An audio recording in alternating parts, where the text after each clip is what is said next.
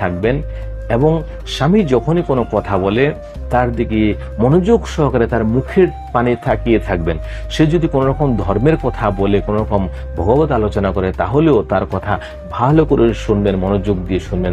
কোনো সময় যদি উনি ডাকলো আপনাকে, কোথা থেকে আসলো, তো ওনাকে স্বাগত করুন, দাঁড়িয়ে সম্মান করুন এবং হাতে এক গ্লাস জল দিন বা বসার জন্য আদর আপ্যায়ন করুন। বাজার থেকে যদি কোনো কিছু কিনে নিয়ে আসে, তাহলে হাত থেকে ব্যাগ নিয়ে সেই জিনিসকে আনন্দের সহিত গুছিয়ে সাজিয়ে রাখুন সম্মানের সহিত। কেন?